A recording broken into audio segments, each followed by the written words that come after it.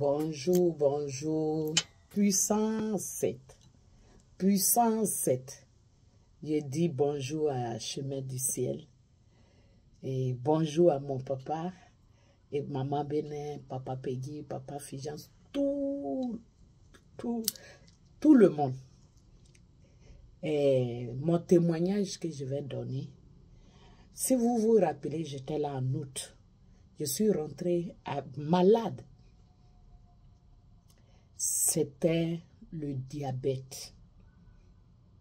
Mais tu sais, si tu es enfant de Dieu, de Papa Frère, rien ne peut t'arriver. Parce que j'avais un programme. Il y a quelqu'un qui a pris ma maison, qui l'a détruit. Mais Dieu de Papa Frère a fait que j'ai réussi à arriver à Abidjan. Parce que j'ai prié.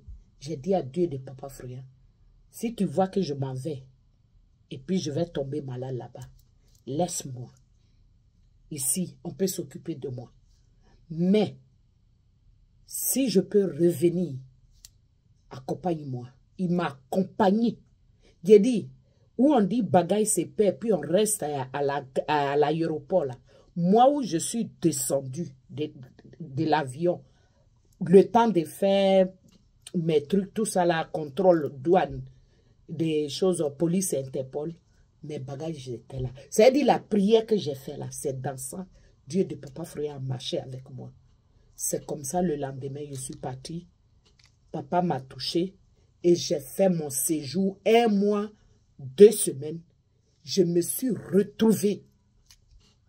Et au retour, 2 semaines après, les signes ont commencé à sortir. Des diabètes. Et je suis tombée.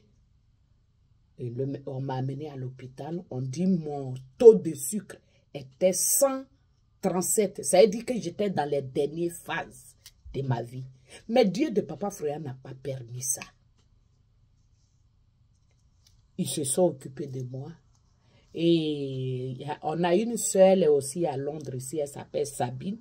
Elle est en dehors de Londres. Et Dieu de Papa Frère lui a parlé de me dire de mettre le sang de Jésus dans mon eau. Et où j'ai commencé à mettre cette eau dans n'importe quelle eau que je buvais. Hier, parce que j'ai promis à Dieu de Papa Frère. Hier, j'ai dit à Dieu de Papa Frère, si je m'en vais et puis on dit mon taux de sucre est normal, je vais faire un témoignage. Et je ferai tous les témoignages que je n'ai pas fait. Effectivement, hier, je me piquais. Hein. Chaque matin, je dois piquer mon doigt, voir mon sang, et puis me faire une piqûre. Hier, le 6 novembre, les médecins me disent d'arrêter de me piquer, que tout est normalisé. D'arrêter tout. Je vais mettre aussi les tonnes de médicaments que je prenais. Je vais vous montrer. Alors, c'est pour rendre grâce et gloire à ce Dieu. Aujourd'hui, diabète qui tue. Moi, j'ai voyagé avec Dieu de Papa Frère. 1 mois sans prendre de médicaments. Je prenais seulement l'eau au chemin du ciel. C'était ça, je buvais avec l'enfant. Papa nous donnait les bouteilles, les petites bouteilles là. À chaque fois, on vient. C'était ça, je buvais. C'est ça, 1 mois, 2 semaines qui m'a soutenu, revenir chez moi. En espace, c'est septembre, octobre, 6 novembre, ça veut dire 2 mois. On me dit que taux de sucre, ça n'y est plus dans mon corps. Voilà mon témoignage. Ça veut dire que le Dieu que nous on loue là, il soigne toutes les maladies. Depuis que moi je suis née sur la terre, là, je ne tombe pas malade. Si je suis malade, c'est que je suis partie accoucher. Mais ça là, même mes parents, même tout le monde était choqué. Les gens ont mis ça sur à faire des choses, tout ça. En tout cas, tout le monde a. Mais j'ai dit, mon Dieu est là. Il ne peut pas me donner tous les moyens pour terminer ma maison. Et moi, je ne vais pas dormir dedans. Voilà les réponses que je donnais. J'ai dit, moi, le Dieu que j'ai pris là, il ne va pas permettre ça. Vous savez où je suis arrivée à Abidjan, comme je l'ai expliqué. J'étais partie malade et j'étais là pour arranger tout ce qui a été gâté. Vous savez, l'ennemi, s'il ne peut pas te joindre, s'il ne peut pas t'atteindre, il touche ce qui te coûte cher. Quelqu'un louait ma maison et il a tout gâté, il est parti. Mais, même où j'arrivais là, je ne savais pas par où commencer puisque la maison n'était pas payée pendant 8 mois. Alors, comment je vais faire? Le peu que j'ai amené sur moi. J'ai commencé, j'ai pris un jeune, une soeur ici m'a aidé, m'a amené quelqu'un pour travailler. Ça aussi, ce monsieur, j'ai un témoignage pour lui aussi. Et on a commencé. J'ai vu qu'en 3 semaines, ma main n'allait pas arriver. Mais Dieu qu'on loue là, il a mené quelqu'un. C'est mon petit oncle même qui a mis la maison sur son site. Je ne dis pas 1 minute, ni seconde. En même temps, on a reçu un coup de fil. La personne m'appelle. Il dit, je vais venir voir la maison. Il y a une femme qui est venue, elle voulait dire autre chose. Moi, je lui ai dit non. Cette maison, elle est tellement grande, on ne peut pas la louer à ce prix que tu veux. Le monsieur vient avec sa femme. Je dis avec le désordre qui était dans la maison parce qu'on était en plein travaux. Le monsieur nous dit, il prend la maison. Toute la maison. En plus, mon studio. J'ai dit la grande maison plus mon studio, tout. Et il va donner maintenant une caution qui va terminer la maison au propre. C'est là que j'ai compris que c'est Dieu de Papa Froyant qui m'a amené pour glorifier son nom. Parce que tu comptes billets d'avion, comptes les charges de l'enfant, tout. Et moi, je m'attendais à un petit truc, faire peinture dans la maison, toucher les petits, mais c'était un gros chantier qui était en face de moi. Mais avec notre Dieu, la honte ne nous prend pas. Parce que j'ai été la première à payer maison dans le quartier. Et c'est en 2019, les gens ont su que j'étais propriétaire parce que mon oncle habitait la maison pendant 20 ans. Qui n'arrivait pas à faire quelque chose. Mais c'est où Dieu de Papa Froyant est rentré dans ma vie. Il a permis que je termine cette maison.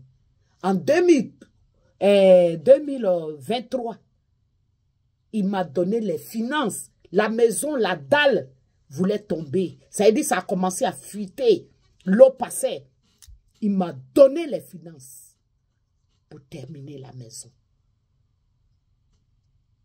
Je suis venu encore, fini la maison, le gars qui a pris, il gaspille tout. Le même Dieu que je loue là, il m'a donné tous les moyens pour terminer.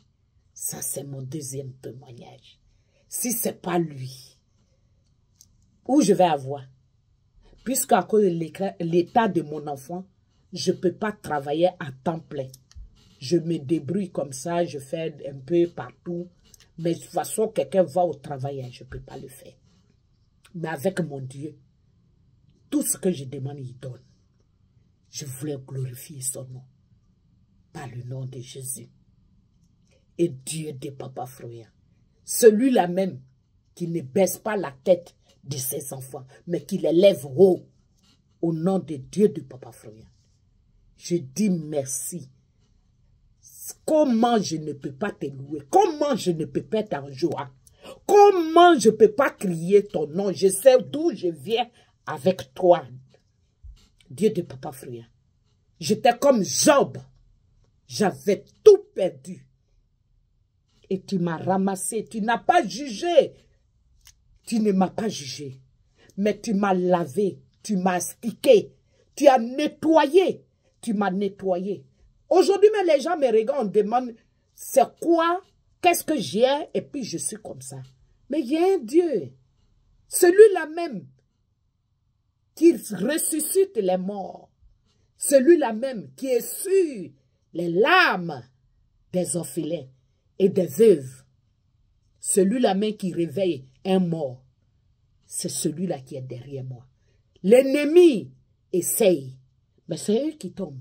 Comme je l'ai dit, je n'avais pas eu le temps. En tout cas, tout était... Je venais, mais en tout cas, tout le monde n'avait pas le temps. Je tombais dans... J'avais trop de choses. Ça, c'est pour mon fils.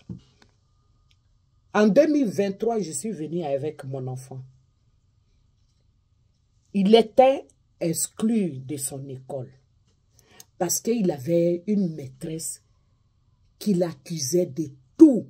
L'enfant va à l'école, 9h30, il pleure, il revient. J'ai dit l'enfant était harcelé. Vous savez, dit, depuis qu'il est rentré au collège, premier collège, c'est là-bas que ça a commencé. Et on lui a changé de l'école. Mais l'école où on l'a changé là, c'était pire. L'enfant n'avait pas la joie de vivre. C'est ça même qui a fait même que je ne pouvais pas travailler. J'ai essayé d'aller à l'école pour pouvoir faire quelque chose. Mais c'était tellement lourd.